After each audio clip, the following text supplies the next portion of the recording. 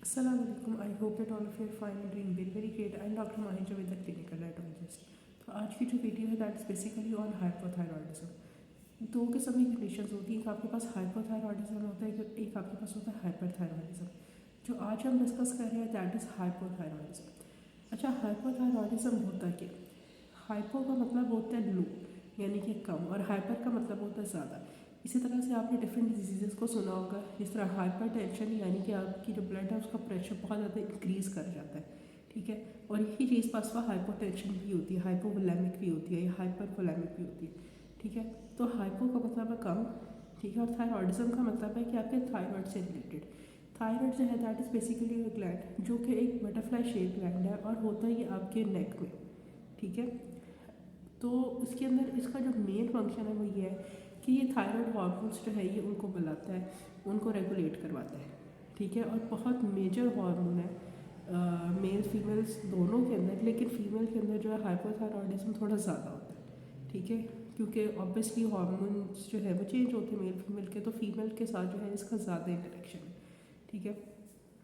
तो हाइपोथायरॉयडिज्म के अंदर सॉरी होता ये है कि आपके जो हार्मोन्स है ना, जिस तरह आपका TSH है, थायराइड स्टिमुलेटिंग हार्मोन है, आपका T3 है, T4 है, ठीक है, आपका फ्री T3 है, फ्री T4 है, तो ये हार्मोन्स भी कम होते हैं, ठीक है। और इन हार्मोन्स का एक मेन फंक्शन ये है कि आपकी बॉडी का जितना मेटाबॉलिज्म है, आपकी बॉडी के अंदर जितने रिएक्शंस हो रहे हैं, ठीक है, वो जो है ना ये रेगुलेट करवाता है। मेटाबॉलिज्म मेनली आपका रेगुलेट होता है आपके थायराइड के हार्मोन्स के साथ, ठीक है।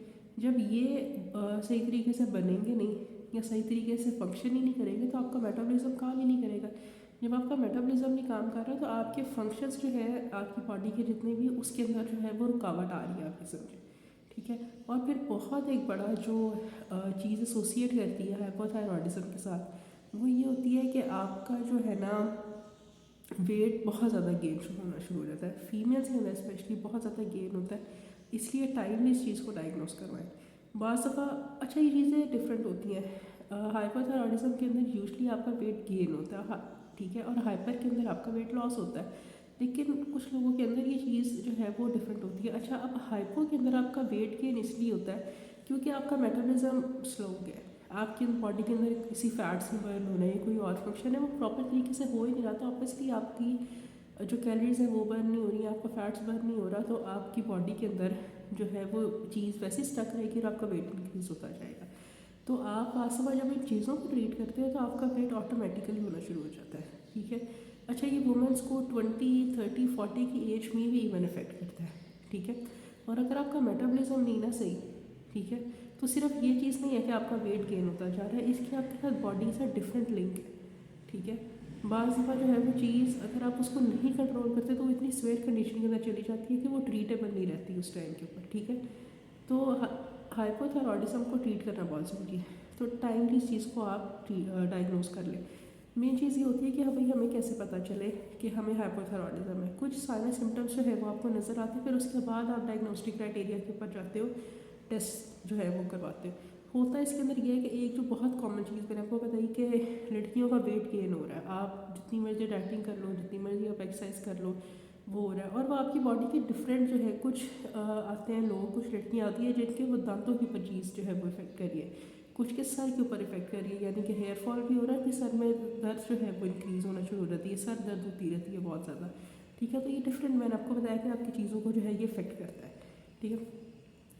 तो आपने कैसे करना है, आपको जो है ना वो फटीक फील हो रही है, टायर्डनेस फील हो रही है, थकावट फील हो रही है, आप थोड़ा सा भी काम करते हो वो आपको थकावट हो रही है, क्यों? क्योंकि आपको हाइपोथायरॉयडिज्म हुआ है और आपकी बॉडी जो है उसके सही तरीके से मेटाबॉलिज्म नहीं हो रहा है, फिर आपका वेट गेन हो रहा है। कुछ लोगों के अंदर हेयर फॉल बहुत ज़्यादा शुरू हो जाता है, बाल जो हैं वो एक उनकी रफ सी अपीयरेंस होना शुरू हो जाती है, मतलब खुदरे से जिस तरह बाल होते हैं उस तरीके से होते हैं। आपके नेल्स को बहुत ज़्यादा इफेक्ट करता है सॉरी। तो ये मेन चीज़ें हैं जो आपको लगेगा कि हाँ, तो फिर आप इसके बाद अपने डॉक्टर से कंसल्ट करोगे और टेस्ट करवाओगे। मेन जो इसके अंदर टेस्ट सबसे पहले करवाया जाता है वो TSH का करवाया जाता है, ठीक है, T3 का और T4 का। फिर अगर पेशेंट के अंदर फर्दर ही कंडीशन एग्जिस्ट कर रही है तो फिर हम जो है वो फ्री T3 और फ्री T4 के ऊपर जाते हैं। देखिए, एक चीज़ ही समझ लें कि T3 और T4 ये बेसिकली जो है ना ये मेन आपके मेटाबॉलिज्म को रन करें। TSH भी करे, लेकिन अगर आपको हाइपोथायरॉयडिज्म है ना तो उसके अंदर बेसिकली आपका पिट्यूटरी ग्लैंड जो आपके एक और ग्लैंड है हार्मोन्स को प्रोड्यूस करता है, उनको कमांड देता है, वो आपके ब्रेन में के साथ होता है। तो उसके अंदर क्या होता है आपके कि जब आपकी थायराइड जो है वो सही तरीके से वर्क नहीं कर रही है तो पिट्यूटरी ग्लैंड को एक मैसेज आता है कि भाई इसकी बॉडी के अंदर जो थायराइड हार्मोन्स हैं वो बहुत कम है। तो वो क्या करता है, वो TSH का लेवल इंक्रीज़ करवा देता है। जब TSH का लेवल एक्स्ट्रा ऑर्डिनरी इंक्रीज़ कर जाता है तो आपका T3 होता नहीं है, ना T4 होता है। तो हाइपोथायरॉयडिज्म के अंदर मेन चीज़ वही होती है कि आपका TSH एक्सट्रीमली इंक्रीज़ कर जाता है और जो आपके T3 T4 है वो दोनों बहुत ज़्यादा कम हो जाते हैं। ठीक है, तो इसके लिए जो है आप किस तरह की डाइट लो, और यूजली ये होता है कि हार्मोनल थेरेपी जो है वो उन पेशेंट्स को प्रोवाइड की जाती है। T3 T4 जो है वो मेडिसिन की फॉर्म के अंदर दिया जाता है, लेकिन खुद आपने कभी भी ये चीज़ नहीं लेनी, क्योंकि अगर आपको है ही नहीं और आपको सिंपली हो रही है, थकावट हो रही है कि आपको आयरन की डेफिशिएंसी है या आपको कोई और इशू है, तो आप उसको मिक्स कर दो तो वो चीज़ टॉक्सिसिटी के अंदर चली जाती है और फिर हार्मोन्स का इम्बैलेंस बहुत डेंजरस है मेल फीमेल दोनों के अंदर। ठीक है सॉरी गला ख़राब हुआ बहुत ज़्यादा। तो ये मेन चीज़ है। तो उसके लिए आपको हार्मोन्स रिलेटेड जो है, जो भी आपका इशू है, आपका T3 है कम है, T4 कम है, या कौन सा कम है, फिर आपको मेडिकेशन प्रिस्क्राइब की जाती है और वो आपने एक स्पेसिफिक टाइम तक जो है उसको लेना होता है। तो ये मेडिकेशन एक स्पेसिफिक टाइम पे जब आप लेते हो तो वो आपकी चीज़ आहिस्ता आहिस्ता मैनेज होना शुरू हो जाती है। आप इसलिए दोबारा टेस्ट करवाए जाएंगे और सारा प्रोसीजर फॉलो होगा। अब ये होता क्यों है, बाज़ दफ़ा जो है चीज़ आपकी जीन्स के अंदर आती है, ठीक है, कि फैमिली में चीज़ रन करिए। बाज़ दफ़ा चीज़ ऑटो इम्यून होती है, यानी कि इट सेल्फ चीज़ जो है आपकी बॉडी के अंदर जो है वो इट सेल्फ जो सही चीज़ है उसको अटैक होना शुरू हो गया। जैसे डिफरेंट डिजीज़ भी बाज़ दफ़ा ऑटोम्यून होती है, एनीमिया ऑटोम्यून हो जाता है, डायबिटीज़ ऑटोम्यून होती है। तो ये इसके मेन रीजंस है। या बाज़ दफ़ा स्ट्रेस लेने की वजह से आपकी बॉडी के अंदर भी हार्मोनल इम्बैलेंस बहुत ज़्यादा है, या आप कोई ऐसी मेडिकेशन ले रहे हो जो आप कह रहे हो कि भाई नहीं ये तो मेरी उस स्पेसिफिक चीज़, तो उसका साइड इफ़ेक्ट ही हो सकता है। ठीक है, तो इसके लिए बेहतर है कि आप अपने आप को डायग्नोस करवाओ। और जो है ना का हाइपोथायरॉयडिज्म वो एक और चीज़ एनीमिया के साथ बहुत ज़्यादा एसोसिएट करता है कि अगर पेशेंट को एनीमिया है किसी भी किस्म का आपने मेरी लास्ट वीडियो देखी होगी एनीमिया के ऊपर, तो उसको भी थायराइड रिलेटेड इशू होना जो है वो स्टार्ट हो जाता है। बाज़ में कुछ लोगों को सीलिएक डिजीज़ होती है, कुछ लोगों को जो है वो IBS होता है, इंटेस्टाइन रिलेटेड डिसऑर्डर होते हैं, तो उसकी वजह से भी ये चीज़ हो जाती है। ठीक है, तो काइंडली प्रॉपर टाइम में प्रॉपर तरीके से अपना डायग्नोसिस करवाएं और उसकी ट्रीटमेंट करवाएं। अब आप इसकी डाइट के अंदर कुछ ऐसी चीज़ें जिनको इंक्लूड करोगे, कुछ को एक्सक्लूड करोगे। जो आपका आयोडीन है ना, बस वो आयोडीन की डेफिशिएंसी की वजह से भी जो गॉइटर होता है, अब गॉइटर पेशेंट्स के अंदर यूजली देखा नहीं जाता बहुत सारे केसेस में, लेकिन उनको TSH होता है। ठीक है, और कुछ को TSH के साथ TSH कह रही हूँ आपको हाइपोथायरॉयडिज्म के साथ ही जो है वो आयोडीन की डेफिशिएंसी होती है। तो आपको ऐसे फूड्स लेने हैं जो कि आयोडीन रिच है, जिंक रिच है, सिलीनियम बहुत अच्छा रोल प्ले करता है। ठीक है, और कुछ ऐसे आपको फूड्स हैं जो नहीं लेने, जिस तरह गोइट्रोजन्स, ये क्या करते हैं कि ये आपके थायराइड में जितने भी हार्मोन्स प्रोड्यूस हो रहे हैं उनके साथ इंटरफेयर करता है और उनकी फंक्शनिंग को बहुत कम करवा देता है। और स्पेशली आपकी जो कैबेज है, ठीक है, और ब्रोकली, इनके अंदर बहुत ज़्यादा गोइट्रोजन्स होते हैं। तो काइंडली अगर आपको हाइपोथायरॉयडिज्म है तो ये मत करें, या अगर आप वेट करें लॉस करें तो उसके अंदर आप कह रहे हो कि मैं कैबेज डाल लूँ अपने सूप के अंदर या उसका सैलड के अंदर इंटेक कर लूँ, तो वो आपको नहीं करना है। ठीक है, ये एक नई चीज़ है। रेड मीट बहुत अच्छा सोर्स है आपके पास आयोडीन का चीज़ों का, आपके हाइपोथायरॉयडिज्म को ट्रीट करना।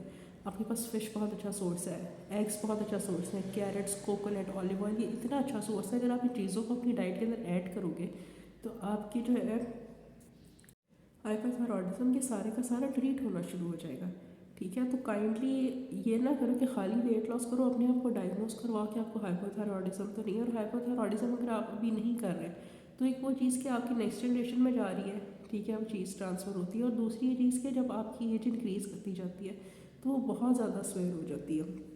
आप सोचिए ना कि आपकी बॉडी का मेटाबॉलिज्म सही तरीके से काम ही नहीं कर रहा, तो फिर आप फर्दर कैसे अपने आप को लेके चलेंगे। ठीक है, काम किस तरह से होगा। ठीक है, तो उसको आप मैनेज करो। आपका हाइपोथायरॉयडिज्म जो मैंने आपको बताया है, इसके अंदर कोकोनट बहुत अच्छा सोर्स है। लोग इसको कंज्यूम करते हैं थोड़ा सा कोकोनट डेली बेसिस के ऊपर, तो उनका हाइपोथायरॉयडिज्म ये देखा गया है कि बहुत अच्छे तरीके से ट्रीट हुआ है। ठीक है, एग्स की कंजम्पशन, आपके पास स्पिनच, और अपनी डाइट के अंदर आयरन रिच फूड को भी ऐड करो ताकि आपका जो है वो हाइपोथायरॉयडिज्म जो है वो ट्रीट होता जाए। साथ साथ मेडिकेशन भी लो। और बाज़ दफ़ा कुछ लोग सर्जरी करवाते हैं, सर्जरी की वजह से भी आपको हाइपोथायरॉयडिज्म होता है।